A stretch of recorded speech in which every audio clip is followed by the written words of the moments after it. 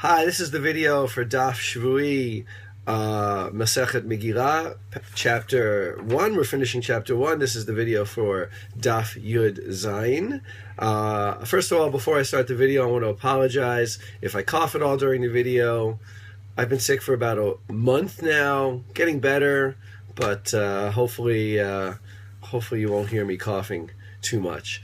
We've come to the end of the chapter, and we've had a long, extended midrash on Megillat Esther. One of, as I said many times, one of the most interesting midrashim, one of the longest, or the longest extended midrash on any book found in the entire Babylonian Talmud.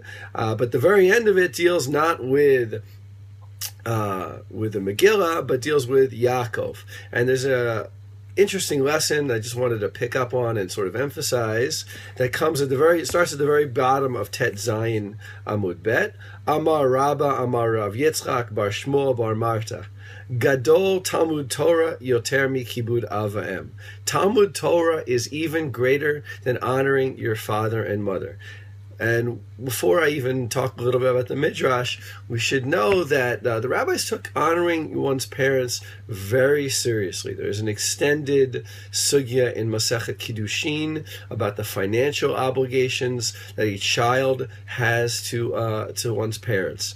I mentioned this the other day to my students that I was teaching at the conservative yeshiva, and I pointed out that the rabbis saw the obligation that a parent has to their child, that a child has to their parent, as even greater than the obligation that a parent has to their child. We usually today think that a person's greatest responsibility in life is to take care of their children.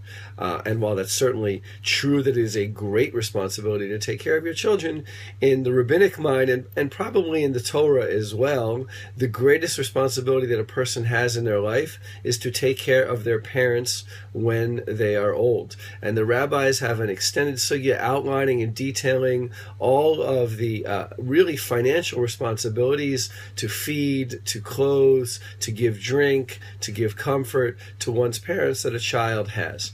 It's something they took very seriously. Nevertheless, we learn over here that Talmud Torah is even greater than honoring one's parents. And they learn this from Yaakov. Shekol otan shanim shaya Yaakov avinu beveit ever lo ne'enash. That for all those years that Yaakov was studying in the Beit Midrash of Ever, Ever was the son of Shem, one of the grandson of Noach, and the rabbis imagined that Shem ve'Ever, son and father, interestingly enough, son and father set up a Beit Midrash to study. Well, I don't know exactly what they studied because the Torah hadn't yet been given, so that's an interesting question for you. What did they exactly study in the Beit Midrash of Shem ve'Ever? But in the rabbi's mind, Yaakov was studying Torah, right? Even though the Torah hadn't been given, and he was studying there for a number of years. Now, the Talmud has an extended discussion of all of the cheshbonot, the accounts of how many years he was studying there. In the end, they get to that he was studying there arba asrei shnin. Right, the 14 years that he was studying there. We know that he wasn't punished, because in another midrash we learn that Yaakov was punished for being absent from his father by his own son being absent from him for 22 years. That comes at the very end of this sugya. Yaakov was absent from his father for 36 years, and Yosef was absent from Yaakov for 22 years. So why wasn't Yaakov punished for the full 36 years? It was because the 14 years that he was studying Torah are not counted against him because he was fulfilling the mitzvah of studying Torah. And there really are a lot of ramifications for this. And I think that it's something that we should think about, not just in the literal sense of studying Torah, but in the sense of when are we allowed to intentionally move ourselves away from our parents. I can speak personally. I live in Israel. My parents live in New Jersey and near Atlantic City, where I grew up. And I and my wife both intentionally moved here, distancing ourselves from our parents.